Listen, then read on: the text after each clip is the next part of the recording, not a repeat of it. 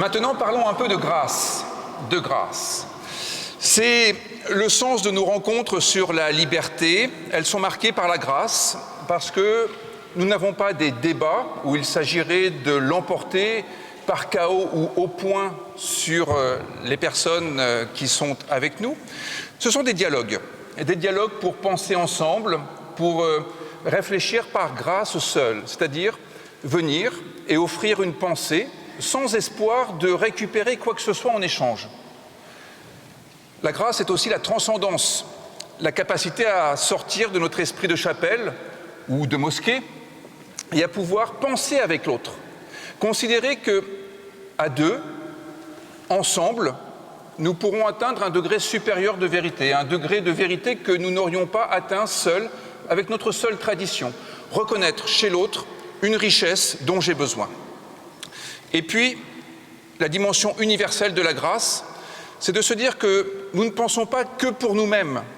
Nous sommes au service d'une pensée qui sera utile pour la cité, pour le pays, une pensée universelle. Une pensée qui ne fasse pas le sacrifice de qui que ce soit. Eh bien, voilà l'esprit de notre soirée. Et je suis extrêmement heureux de pouvoir accueillir Chemseddine Hafiz, qui est le recteur de la Grande Mosquée de Paris depuis 2020. Bienvenue. Merci. Et alors, j'aimerais juste vous présenter un peu le déroulement de notre soirée qui se fera en deux temps. Tout d'abord, un dialogue tous les deux pendant 3/4 d'heure à peu près. Et puis ensuite, la parole sera à vous et vous aurez toute liberté, bien évidemment, de pouvoir nous interroger plus spécifiquement le recteur tout de même. Notre dialogue va s'organiser en 3 temps. Le premier temps, ce sera, au fond, est-ce que les musulmans se sentent libres d'être croyants en France aujourd'hui? Un deuxième temps pour réfléchir à ce qu'est la religion, le sens de la religion, la nature de la religion, la fonction de la religion. Et puis dans un troisième temps, se demander quel est le rapport que l'islam entretient avec la liberté. L'islam est-il agent de la liberté ou pas? Nous verrons bien. Alors évidemment, l'actualité nous rattrape. Quelques paroissiens me disaient « Ah mais vraiment, réussir à faire venir le recteur de la mosquée de Paris juste après l'affaire Houellebecq, quand même c'est bien joué. » Mais pas du tout. Nous avons convenu bien avant de ce rendez-vous. De même que nous ne nous sommes pas dit « ce serait bien de se voir aujourd'hui » alors qu'un Coran a été brûlé en Suède, un autre déchiré aux Pays-Bas, que des églises catholiques ont été attaquées par le feu à Paris et qu'un sacristain a été tué dans une église en Andalousie et un prêtre grièvement blessé.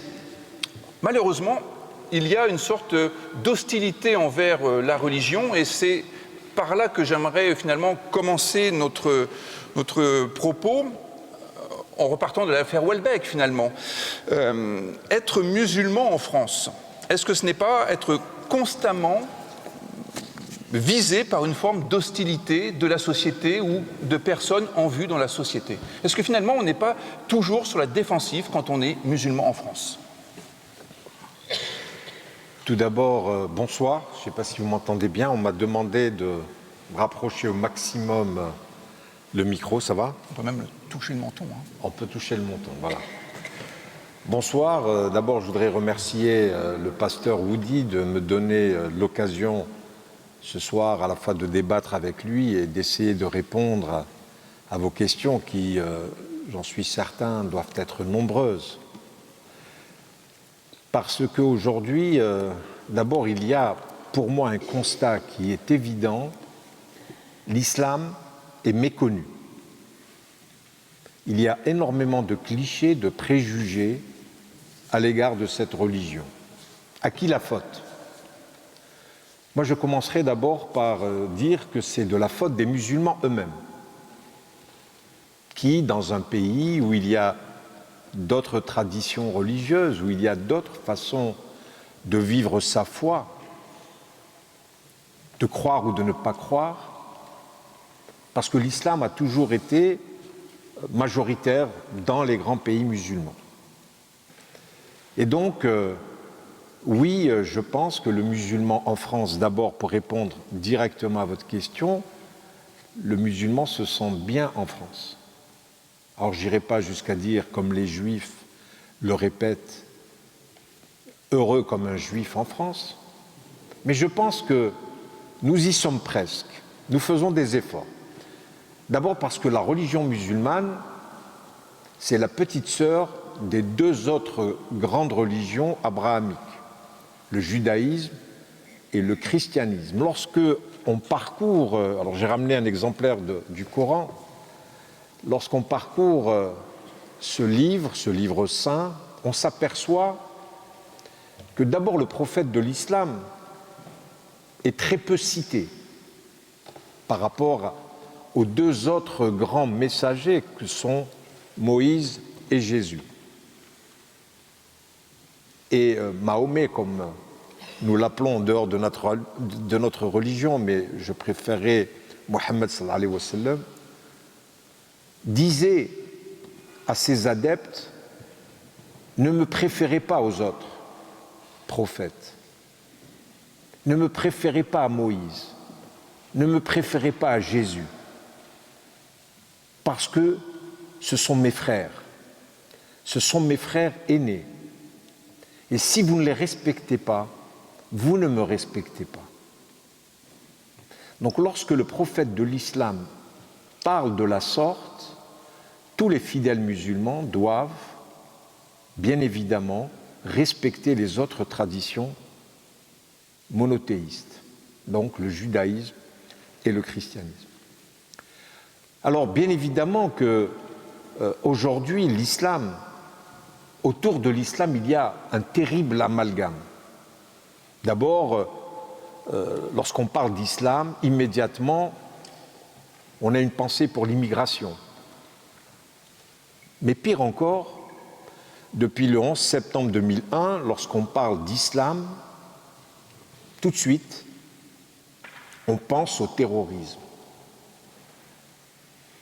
Et je crois que pour nous, musulmans, c'est important de faire ce diagnostic, qui n'est pas vraiment très réjouissant, parce que depuis le 11 septembre, l'islam est devenu le synonyme de la mort, est devenu le synonyme du terrorisme, d'actes terroristes, de personnes qui se disent musulmanes, de personnes qui utilisent ce livre saint, qui est pour nous le livre fondamental de notre vie. Mais ils ont réussi à dévoyer, à transformer, à utiliser un certain nombre de versets pour légitimer leurs actes abominables. À qui la faute ?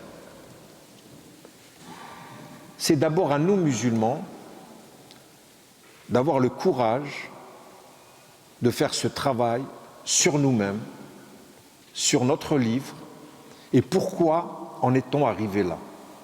Alors je ne vais pas absoudre les autres religions monothéistes, puisque chacune d'elles, durant les siècles, ont eu également leurs moments, leurs passages négatifs. Mais nous le vivons aujourd'hui.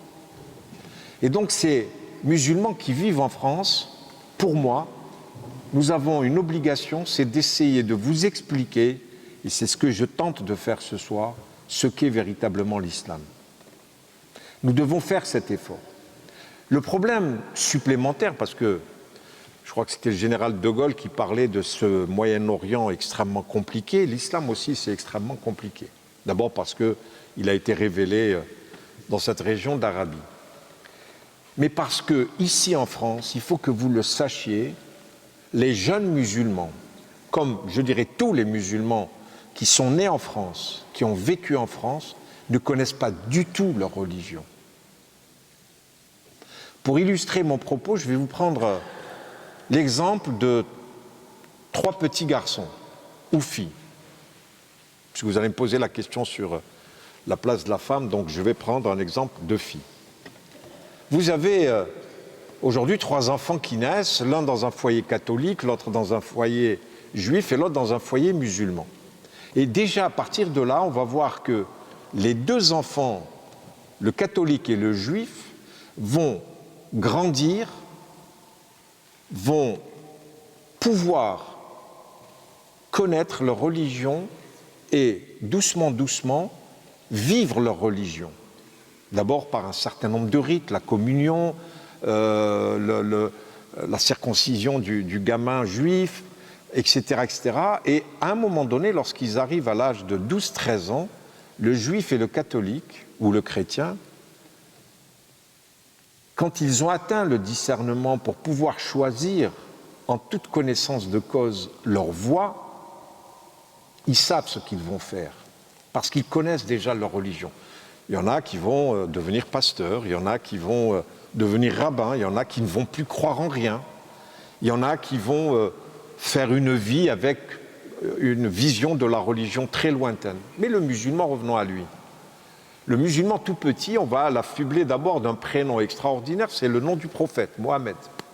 Il ne connaît rien à la religion. Ses parents, eux-mêmes, ne connaissent rien, ils ne lui ont rien transmis.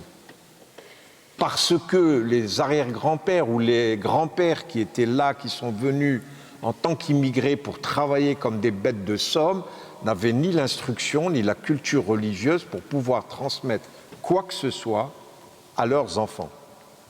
Et donc ces enfants, ce gamin, un beau jour, sa maman va l'appeler, va lui dire « Tiens, demain c'est le ramadan, il ne faut pas que tu manges, il ne faut pas que tu bois. Du lever du jour jusqu'au coucher. » Pourquoi? Il n'en sait rien. C'est pour lui une frustration. Il va regarder les bonbons, il va regarder quand il va aller à l'école, la boulangerie, la pâtisserie, et il sait qu'il ne peut pas manger. Mais il ne connaît pas les raisons fondamentales de cette obligation religieuse. Et à un moment donné, si son grand-père a fréquenté un tant soit peu la mosquée de Paris, le jour de l'Aïd, il va le prendre par la main, il va lui dire « Tiens, suis-moi, on va faire la prière ». Là aussi, il n'y connaît absolument rien. Il ne sait pas pourquoi on se prosterne, pourquoi on est en train de réciter des mots dans une langue qu'il ne comprend pas, etc., etc.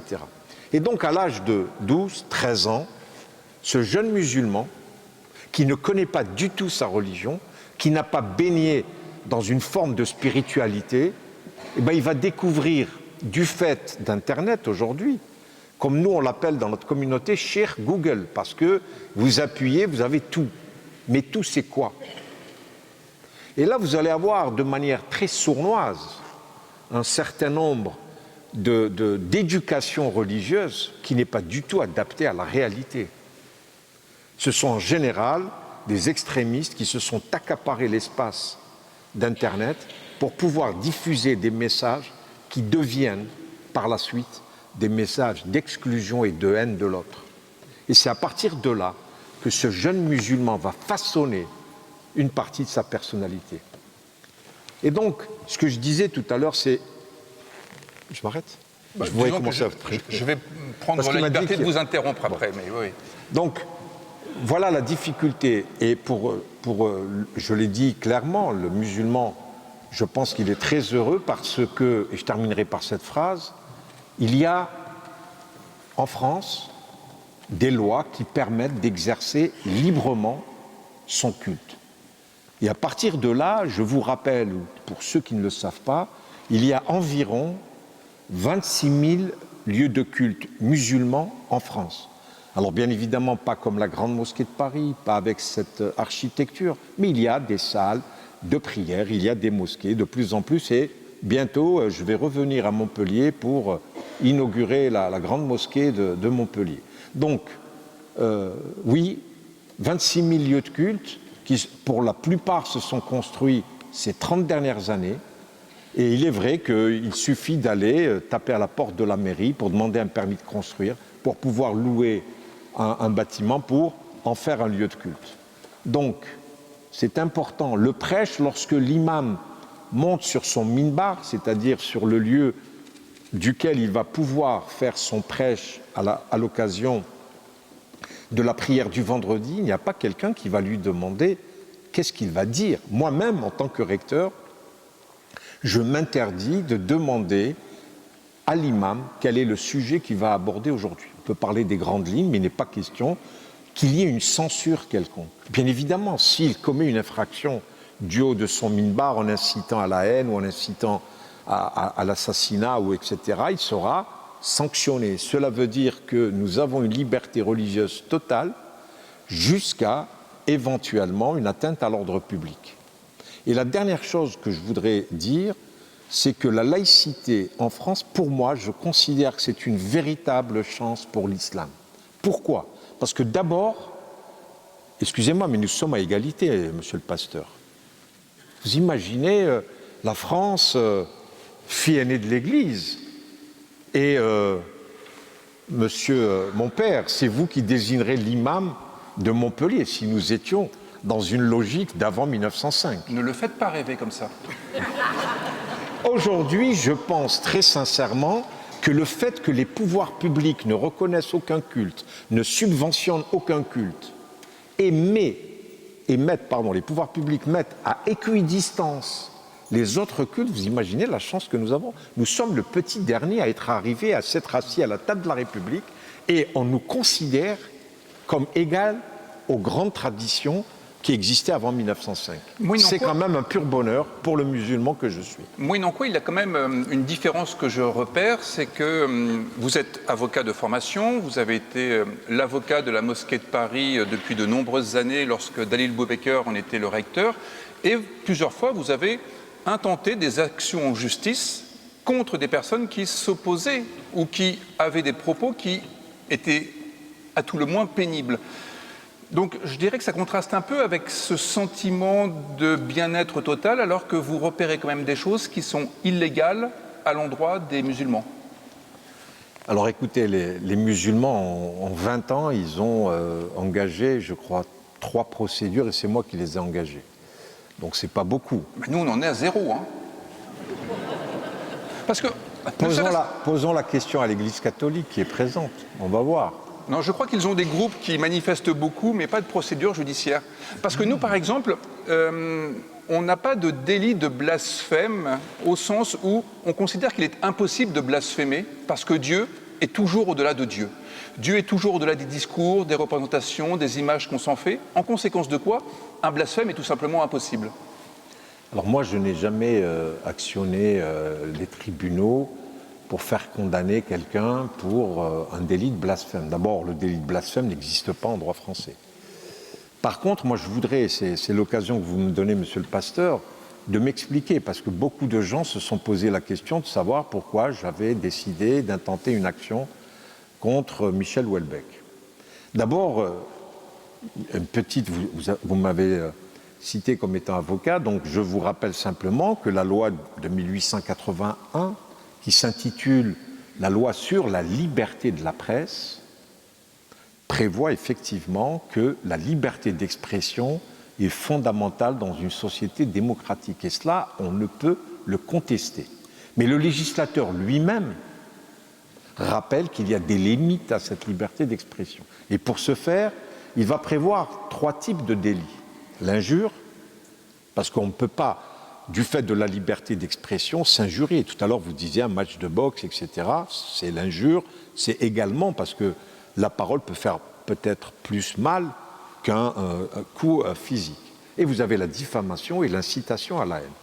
Et c'est ce que j'ai dit à Michel Houellebecq, ce n'est pas parce que vous êtes pris en cours, que vous êtes peut-être l'écrivain qui est le plus lu dans le monde, que ça vous exonère de votre responsabilité. Lorsque vous essentialisez une communauté, lorsque vous dites que tous les musulmans sont des voleurs, les musulmans sont agressifs et il ne leur reste à faire qu'une seule chose, c'est de repartir chez eux, c'est quand même une discussion qui pose vraiment problème. Donc, j'ai considéré, dans le cadre de mes fonctions de recteur de la Grande Mosquée de Paris, qui a été une institution aujourd'hui centenaire, qui a toujours voulu défendre la dignité des musulmans. Et le fait de parler de la sorte était une atteinte grave aux musulmans de France. Voilà pourquoi je considère que c'est important. Et juste simplement pour dire que le 20 décembre 2022, la Cour européenne des droits de l'homme, en examinant le recours fait par Éric Zemmour,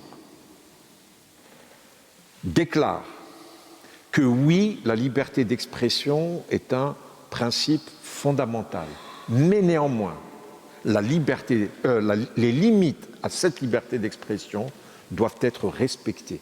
Parce que sinon, Ce serait véritablement, je dirais, le Far West.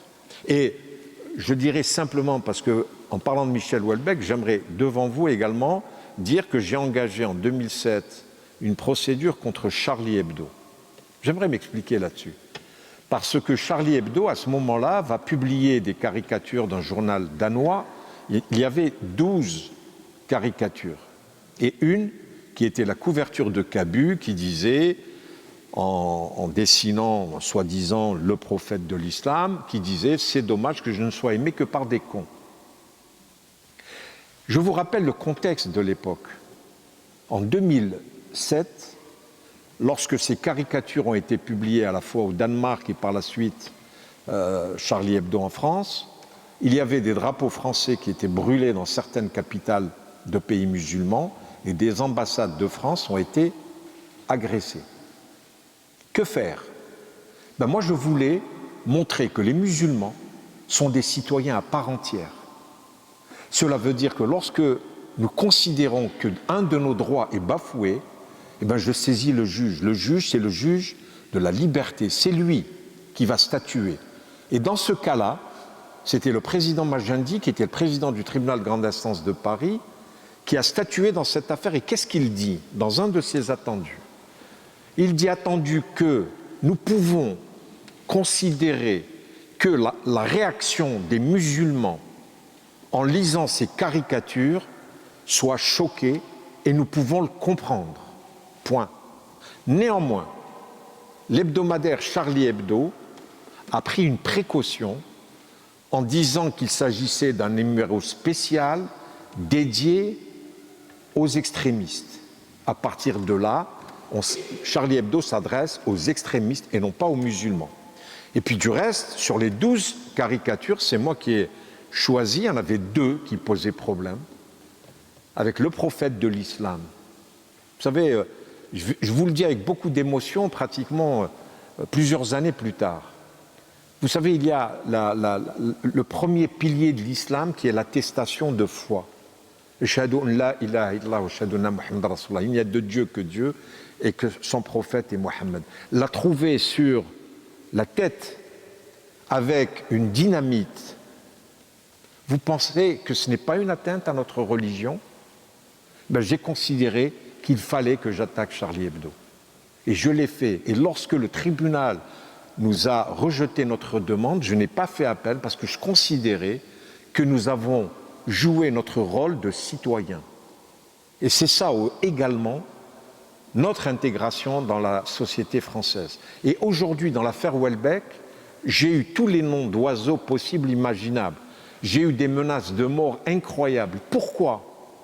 Parce qu'on me considérait comme un commissaire politique. J'imposais, je voulais aujourd'hui museler la liberté d'expression. Moi qui, pendant 40 ans de ma vie, en tant qu'avocat, je me suis battu pour cette liberté. C'est quand même terrible de dénier le droit à un homme de pouvoir saisir les tribunaux quand il considère qu'il est tout à fait normal et républicain de saisir les tribunaux. Non, un musulman n'a pas le droit de saisir des tribunaux. Un musulman n'a pas le droit de remettre en cause un écrivain du talent de Michel Houellebecq. Et pourtant, lorsque je l'ai rencontré, aujourd'hui nous avons les meilleures relations, je peux le dire publiquement, je suis filmé, M. Houellebecq m'a écrit.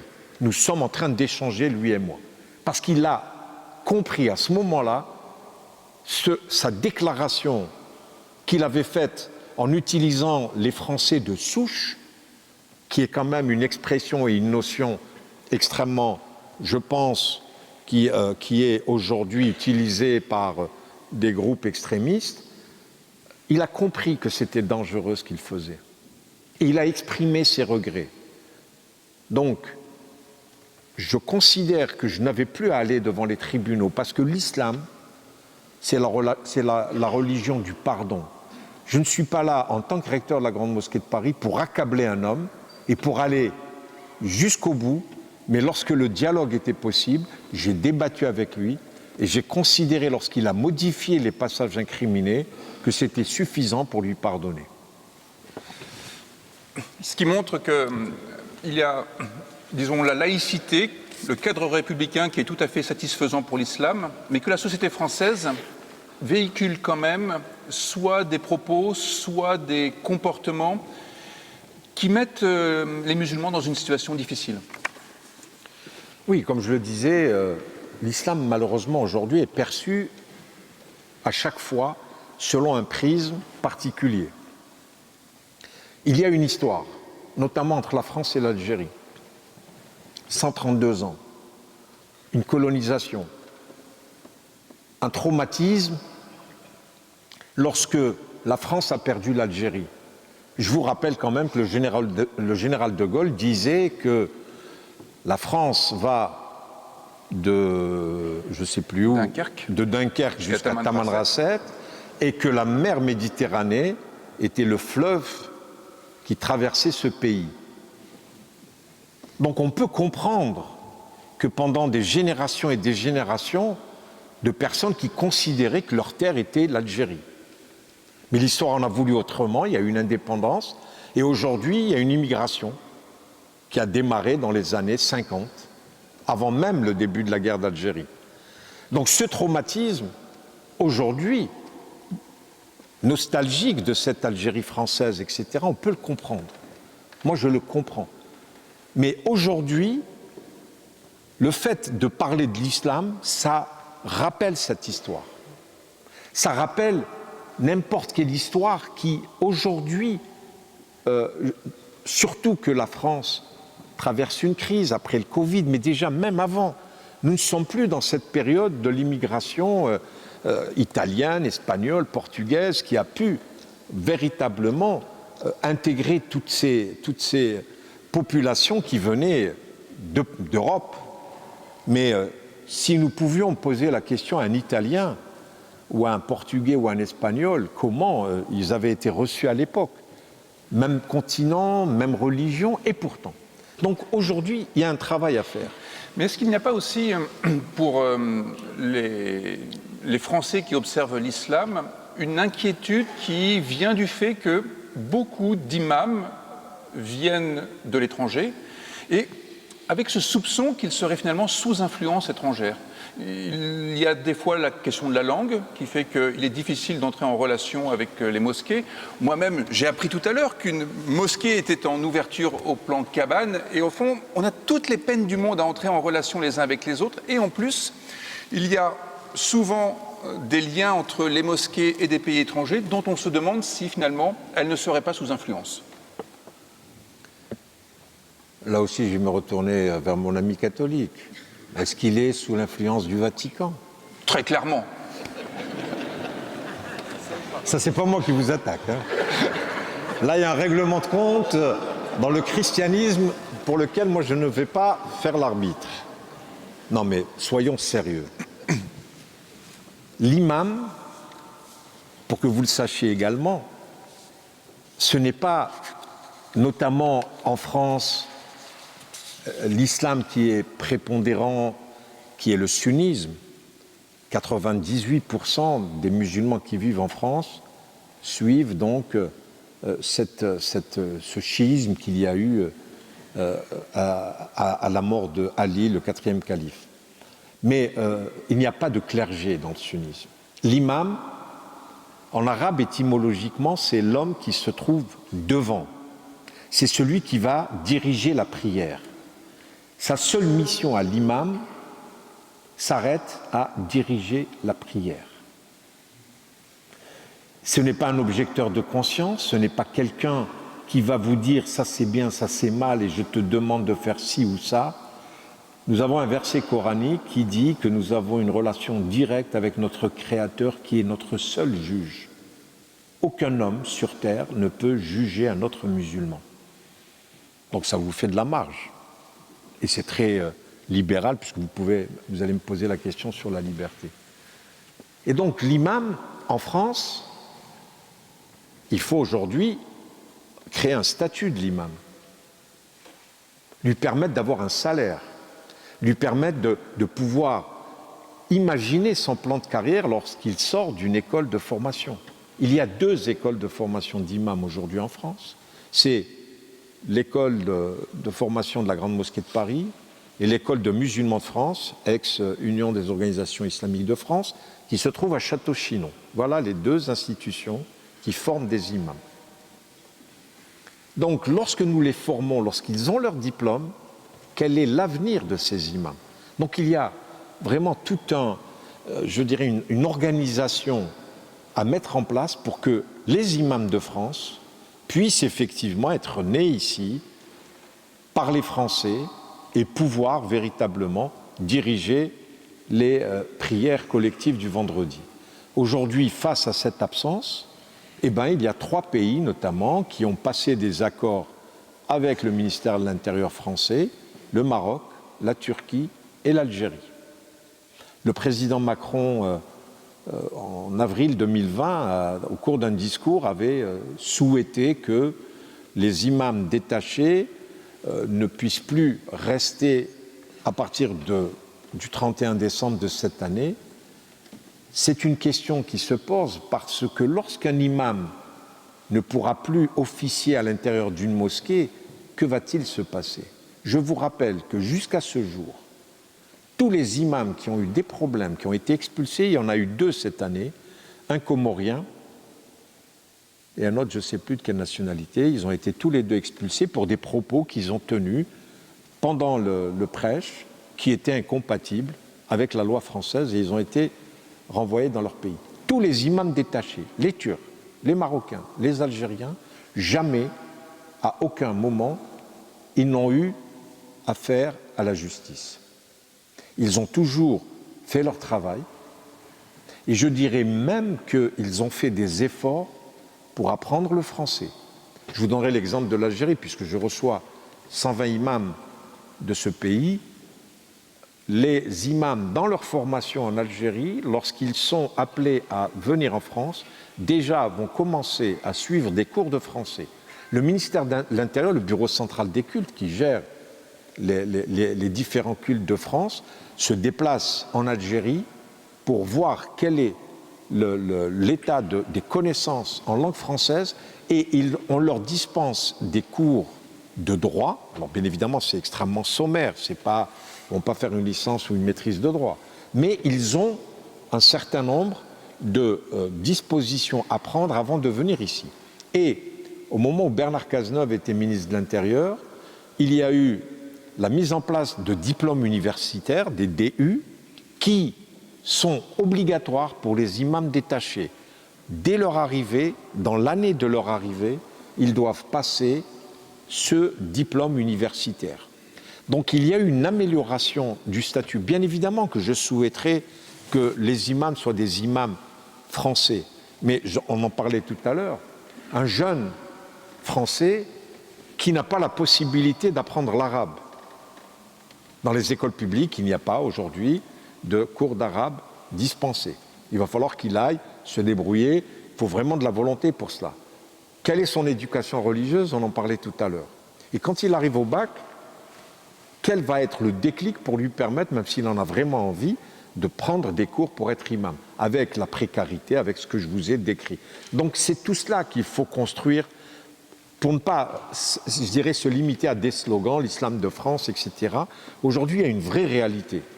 Donc c'est un travail à faire, je suis tout à fait conscient. Moi-même, à la Grande Mosquée de Paris, nous avons un institut de formation. Aujourd'hui, nous avons 167 étudiants. Nous avons même décentralisé l'institut qui est à Paris. Nous avons 5 annexes à travers tout le territoire national. Nous espérons que nous pourrons, d'ici le mois de juin, avoir ces 167 imams qui seront diplômés. Mais comme je vous le disais tout à l'heure, qui va les payer? Qui va les prendre en charge? On pourrait aussi se demander, par rapport à l'expression que vous avez employée, islam de France, islam en France, si du côté de l'islam, il y a justement la conviction d'une spécificité de ce que devrait être la formation des imams en France, ou ce que seraient les caractéristiques de l'islam français. Écoutez, l'islam est une religion universelle. L'islam a su s'adapter dans toutes les contrées et dans tous les temps depuis 14 siècles. Je ne vais pas vous dire que l'islam indonésien, l'islam en Chine, l'islam en Arabie Saoudite est celui qui est pratiqué en France. Bien sûr qu'il y a le dogme. Et vous verrez, les musulmans de ces 3 continents que je viens de citer feront leurs 5 prières quotidiennes en direction de la Mecque. Ça, c'est l'obligation, ça fait partie du dogme. Ils feront le ramadan pendant 29 ou 30 jours, quel que soit le lieu où ils se situent. Ils vont faire la zakat, c'est-à-dire l'aumône légale. Ils vont faire, si c'est possible, le pèlerinage. Ce sont les 5 piliers de l'islam. Ils vont les assurer. Après, nous devons effectivement adapter nos habitudes à la société dans laquelle nous évoluons. Et c'est pour ça que je vous disais tout à l'heure que le musulman qui se trouve en France, qui vit en France, peut véritablement vivre sa foi en toute liberté, en même temps que sa citoyenneté est assurée qu'il est français et qu'il aime ce pays. Il n'y a pas de contradiction, il n'y a pas d'incompatibilité entre les deux. Alors, je vous pose quand même la question sur le plan plus théologique, peut-être. Placez-vous en tant qu'observateur. Est-ce que vous avez le sentiment qu'il y a, pour les futurs imams ou les imams actuels, la possibilité d'être dans une recherche théologique, de proposer peut-être de nouvelles façons de dire Dieu, peut-être de changer de métaphysique parfois, ne pas être simplement dans le discours qui a toujours été entendu, mais tenir compte des recherches des différentes sciences sociales, de l'expérience des uns et des autres. Est-ce qu'on peut, par exemple, en islam, revenir sur l'idée que Dieu serait tout-puissant?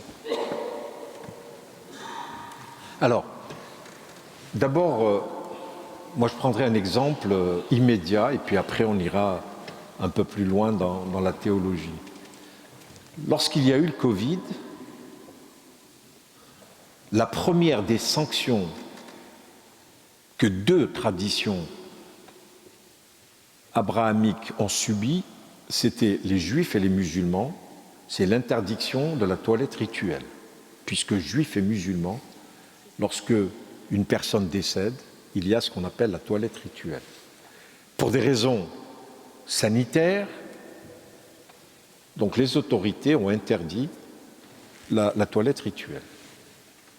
Ça n'a pas été catastrophique. Il y a des imams qui ont expliqué à leurs fidèles que face à une situation exceptionnelle, l'absence de toilette rituelle ne faisait pas de la personne qui était décédée qu'elle n'allait plus être musulmane.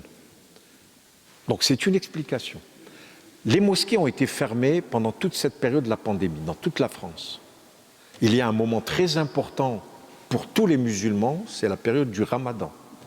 Et après la rupture du jeûne, le soir, il y a ce qu'on appelle les prières surérogatoires, en arabe salat tarawih, permet à la communauté de se retrouver et de prier. Et durant tout le mois, il y a la récitation du Coran. C'est un imam qui va réciter chaque jour une partie du Coran jusqu'au dernier jour. Ben, ce n'était pas possible. Et la plupart des fidèles considéraient que cette prière surérogatoire se faisait simplement en mosquée. Ben, les imams ont expliqué qu'on pouvait le faire à la maison. Mieux encore, la prière de l'Aïd, la structure même de cette prière qui est le jour où on a terminé ce mois de Ramadan, donc on se retrouve à l'intérieur de la mosquée, nous allons faire la prière de l'Aïd. Ben, les imams ont considéré que cette prière pouvait être également effectuée chez soi.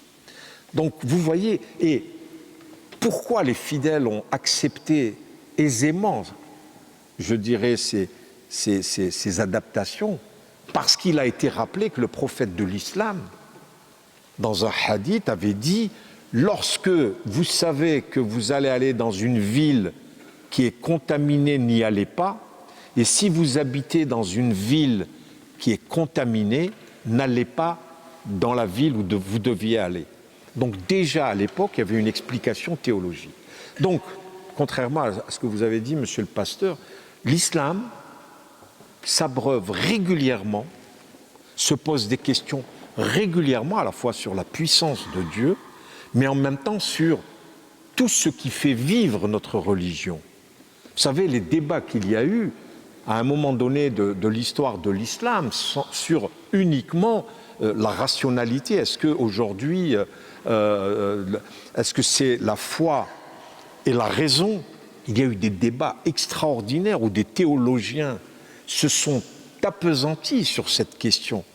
Est-ce que notre religion, nous devons la voir sous le plan de la rationalité, c'était l'époque du Mu'tazilim, et sinon c'est la foi. Et donc moi je vous dirais un peu, de manière un peu illustrative, les musulmans ont toujours eu un doigt sur la lumière, pendant 14 siècles. Il y a eu des moments où la lumière s'est éteinte, mais il y a eu beaucoup de penseurs qui ont posé de vraies questions. Les relations avec les autres cultes, les relations entre l'homme et la femme, les relations transcendantales entre l'homme et Dieu. Mais bien évidemment que nous sommes une religion monothéiste. Et pour nous, nous sommes dans un monothéisme pur et dur. Rien ne peut s'associer à Dieu, à notre amour pour Dieu. Même le prophète est considéré comme un homme, sans plus. Donc si vous voulez, il y a une évolution. Alors, la question, à mon avis, qui est importante de se poser, est-ce que l'islam, aujourd'hui, qui demeure de façon pérenne, notamment en Occident, en Europe, en France en particulier, est-ce que les musulmans peuvent s'adapter et s'intégrer totalement dans la société occidentale? Et moi, je réponds par oui, parce que notre religion est suffisamment flexible, tout en respectant les principes essentiels de notre dogme, peut s'adapter à toutes les situations. Alors, évidemment, vous n'êtes pas comptable de l'ensemble de l'islam. Alors, si je vous interroge, ne le prenez pas pour vous, mais c'est parce que nous avons l'occasion d'en discuter. Dans effectivement cette capacité que l'islam a à s'adapter aux différentes situations, comme vous le disiez tout à l'heure, la question de la place de la femme est quand même une question assez importante et je l'aborderai bien sous deux angles. La première chose, c'est que moi je constate que lorsqu'un protestant souhaite épouser une musulmane, on lui demande de se convertir à l'islam. Alors, quand je dis vous n'êtes pas comptable, est-ce que ça c'est une pratique généralisée ou est-ce que c'est l'affaire de quelques courants et pour le coup on pourrait en quelque sorte résister à cela? Et puis la deuxième chose, c'est est-ce que finalement il n'y a pas quand même un regard qui est porté sur la femme qui la contraint à avoir un statut inférieur? C'est-à-dire que, alors je vous pose la question vraiment en toute fraternité, hein, je vous accuse de rien du tout, mais vous voyez, quand on a reçu Kaina Baloul, qui est donc musulmane, qui se déclare imam et qui est reconnue imam par des musulmans, on a aussi une opposition en disant « mais c'est pas possible qu'une femme devienne imam ». Alors, moi, je n'ai pas à dire si c'est possible ou pas, mais ce que je constate, c'est qu'il y a quand même un discours qui est assez hostile, finalement, parfois. Alors, vous posez plusieurs questions sur le statut de la femme. D'abord, je vous répondrai sur le fait qu'un protestant veuille épouser une musulmane. Ce qui est plutôt une bonne chose. Oui, pourquoi pas. Mais moi, si vous voulez, je suis... alors, je voudrais refaire ce travail des expressions, parce qu'on parle beaucoup de l'islam modéré, de l'islam des Lumières, de l'islam je ne sais pas quoi. Pour moi, il n'y a qu'un seul islam. Et moi, en tant que recteur de la Grande Mosquée de Paris, je me revendique dans un islam orthodoxe. Parce que la première fois que Nicolas Sarkozy avait pour mission, en tant que ministre de l'Intérieur, nous avait réunis, il y avait les représentants de l'UOIF. L'UOIF, c'est considéré comme l'idéologie des frères musulmans, et j'étais avec Dalil Boubaker, et il a dit « Ah tiens, les orthodoxes sont là ». Et moi, je lui ai répondu, si eux sont orthodoxes, nous sommes les hérétiques. Je lui ai dit, alors que moi aussi, je revendique ce titre d'orthodoxe. Alors, je répondrai, notamment pour la question, alors, je ne vais pas rentrer dans les débats théologiques, mais oui, il y a d'abord un principe dans notre religion, ce sont les gens du livre, Ahl el-Kitab, qui sont les chrétiens et les juifs. Et que, aujourd'hui, un musulman peut épouser une chrétienne ou une juive. Mais le contraire n'est pas possible. Il y a un verset coranique, j'y peux rien, peut-être qu'un jour, on en parlera. Vous avez parlé de Kahina Behloul en tant qu'imam, donc là vous avez situé le débat sur autre chose. C'est vrai qu'aujourd'hui, dans le monde, il y a peut-être 3 ou 4 femmes, il y en a 2 je crois aux États-Unis, et il y en a 2 en Europe. C'est un débat qui personnellement m'interpelle. Je réunis bientôt une femme imam avec les imams de la Grande Mosquée de Paris pour échanger. Parce qu'effectivement, ce sont des questions qui se posent et que j'aimerais, sur le plan de la théologie, parce qu'aujourd'hui, nous avons des références, même de l'époque du prophète, où une femme pouvait diriger la prière, mais avec d'autres femmes. Nous n'avons pas aujourd'hui de cas où la femme dirige une prière où il y a hommes et femmes. Mais moi, je voudrais revenir d'abord à une question fondamentale, parce que là aussi, on vit de préjugés. Parce qu'on va voir une femme voilée, on va considérer qu'elle est sous la domination de son mari ou de son père. C'est un peu le modèle qu'en permanence nous transférons. La femme est enfermée chez elle. La femme ne joue aucun rôle en islam. Moi, je vous rappelle, et je parle sous le contrôle de mes 2 grandes sœurs, le christianisme et le judaïsme, c'est au moment de la révélation coranique que la femme était considérée jusqu'à présent comme res nullus, c'est-à-dire comme chose qui pouvait appartenir à celui qui la détient. C'est avec l'islam que la femme a eu un statut, est devenue un sujet de droit. Dans les textes bibliques, je vous rappelle que Saint Paul, dans l'épître de Saint Paul, on considérait la femme comme étant la représentante du diable et qu'il fallait lui raser la tête et qu'elle n'existait pas. Non. Pas la représentante du diable. On va pas se disputer, on a dit qu'on allait faire un débat. Non mais on peut argumenter, je trouve que c'est bien parce que... Non mais attendez, je termine. D'accord. Je termine. Parce qu'il y a effectivement, vous savez, les attaques contre l'islam, je les connais par cœur. L'héritage. Là, la femme disparaît de l'héritage. C'est faux. Et effectivement, il y a la question de la polygamie. Un homme peut épouser 4 femmes. Alors, ces 2 sujets, on peut les aborder. Mais je voudrais vous rappeler une chose. C'est que la femme devient, à partir du moment de la révélation coranique, sujet de droit. Elle peut seule gérer ses biens sans que son mari ne puisse se mêler de cette gestion. Mieux encore, et ça c'est le Coran, ce n'est pas des interprétations, mieux encore, elle peut désigner un autre homme autre que son mari pour gérer ses biens. Il y a un verset coranique qui dit que l'homme est une couverture pour la femme et la femme est une couverture pour l'homme. Je vous rappelle simplement que le prophète de l'islam, lorsqu'il faisait des sortes de retraites, parce qu'il avait vu beaucoup de chrétiens, beaucoup de juifs, et il se posait des questions à l'époque sur le polythéisme et sur le monothéisme. Et il allait s'enfermer sur le mont Arafat, dans une grotte, où il méditait. Et un beau jour, il y a eu une apparition, où on lui a dit « Iqra, lis ».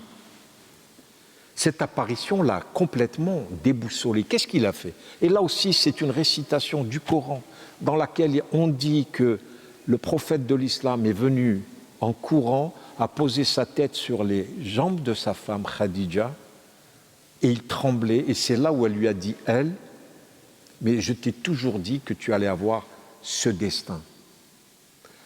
Et la première personne qui s'est convertie à l'islam après le prophète de l'islam, c'est une femme, c'est Khadija. Et les femmes, à l'époque du prophète, ont eu des fonctions. Celle qui a géré la ville sainte de la Mecque était une femme. Le nombre de femmes qui ont joué un rôle dans l'interprétation du Coran. La dernière épouse du prophète, Aïcha, faisait elle-même de la théologie. Oui, il y a eu des périodes noires. Oui, il y a eu des moments où le patriarcat a voulu s'accaparer de la religion musulmane pour soumettre la femme. Oui, c'est une réalité. Mais en même temps, quand vous allez lire le Coran, vous allez trouver que la femme a énormément de droits. Quand on parle de l'héritage, parce que je sais que c'est aujourd'hui un sujet extrêmement facile, en héritage, la femme n'a rien. Ce n'est pas vrai. La femme, elle a autant de droits que l'homme. Là où on dit que l'homme a le double de la femme, ce n'est pas vrai. C'est la fille, la sœur, qui a la moitié de son frère. Parce que, et là aussi ce sont des versets coraniques qui sont extrêmement précis, lorsque le décujus, c'est-à-dire la personne qui est décédée, on va faire la freda, donc le partage, effectivement il y a la mère, il y a des frères et des sœurs, parce qu'à l'époque les sœurs dépendaient totalement de leur mari. Et donc il était normal que les frères puissent bénéficier du double. Mais quand vous lisez les versets coraniques qui concernent l'héritage, vous allez voir qu'à chaque fois, ce sont les femmes qui bénéficient de plus de droits d'héritage que l'homme. Donc oui, il y a des clichés, mais si on s'intéresse à cette religion, il faut dépasser ces clichés. Et donc, à travers ces petits exemples, alors je sais que je ne vais pas aujourd'hui vous convaincre, mais je peux vous dire que la femme, c'est véritablement un élément fondamental dans la religion musulmane. Et vous allez voir que dans les périodes noires de l'islam, la femme disparaissait. Mais quand il y avait à chaque fois du soleil qui entrait dans cette civilisation, la femme réapparaissait. Et donc, oui, la femme, c'est un élément fondamental dans notre religion. Et moi, puisque vous avez eu la gentillesse de parler de mes livres, dans mon dernier livre, il y a un chapitre, la femme, c'est l'avenir de l'islam. Et je suis convaincu, parce que la femme, c'est un curseur d'une société. Et dans la société dans laquelle aujourd'hui nous vivons, la femme musulmane a toute sa place à prendre dans la société française. Alors je constate que vous aussi, finalement, vous interprétez quand même les versets du Coran en les replaçant dans leur contexte. Qu'est-ce que j'interprète ? Quand vous expliquez pourquoi un frère a plus que la sœur, c'est par rapport au contexte historique. Oui. Bien, nous aussi, nous interprétons nos versets bibliques. Et la fameuse épître de Paul, qui dit aux femmes d'être couvertes dans les assemblées, c'est parce que justement, on leur rasait la tête, on les instrumentalisait, on les enivrait, elles faisaient la pitié, la prostituée sacrée. Et Paul, finalement, essaie de lutter contre cette pratique à Corinthe en leur disant abstenez-vous de prendre la parole et soyez couvertes de façon à ne pas être instrumentalisés. Donc cette approche historique et critique est finalement quelque chose que nous partageons aussi. Alors, avant de vous passer la parole, juste une dernière question, une fois de plus une question.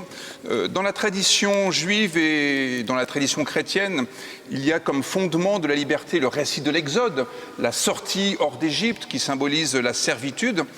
Est-ce qu'il y a dans l'islam un récit fondateur qui pourrait en quelque sorte soutenir une démarche de liberté? Est-ce qu'il y a quelque chose dans la tradition qui pourrait être finalement le fondement d'un appel à la liberté que l'islam pourrait relayer? Alors il n'y a pas de récit, il y en a beaucoup bien évidemment, mais sur la notion de liberté. Mais moi je rappellerai également un verset coranique qui est fondamental dans notre religion, qui dit « nulle contrainte en religion ». Vous imaginez? Simplement, nulle contrainte en religion. Et effectivement, l'islam, lorsque vous lisez le Coran, vous vous rendez compte que dans chaque situation, le Coran essaye de vous trouver les solutions qui vont vous faciliter la vie. Je prends un exemple. Vous avez 5 prières quotidiennes. La première, vous avez 2 prosternations, celle du début d'après-midi 4, 2 pour celle du milieu d'après-midi, 3 pour la tombée du jour et la dernière avant la nuit, c'est 4 également. Quand vous êtes malade, vous pouvez les reporter. Lorsque vous êtes en voyage, vous raccourcissez le nombre de prosternations. Le ramadan, c'est la même chose. Lorsque vous êtes malade, personne âgée, femme enceinte, etc., vous pouvez ne pas faire le ramadan. Donc il y a énormément de dispositions qui font que le Coran est venu pour faciliter, bien évidemment, l'adoration de Dieu, mais en même temps son comportement quotidien, lui faciliter les choses. On n'est pas là pour, alors qu'on se dirait 5 prières par jour, il faut faire ses ablutions, il faut être pur lorsqu'on présente devant Dieu. La loi est un chemin de liberté finalement. C'est un vrai chemin de liberté. Pourquoi ? Parce que, en plus de cette liberté, on a cet espoir. L'espoir, tout à l'heure, de parler de Dieu et de sa puissance. Moi, je parle plutôt de Dieu et de sa miséricorde. Parce que Dieu, il est bienveillant. Dieu veut nous aider. Dieu veut nous faciliter les choses. Et donc, ce sont des questions, lorsque nous sommes dans cette relation verticale, nous espérons la bénédiction de Dieu et la miséricorde de Dieu. C'est vraiment fondamental pour nous, cette notion.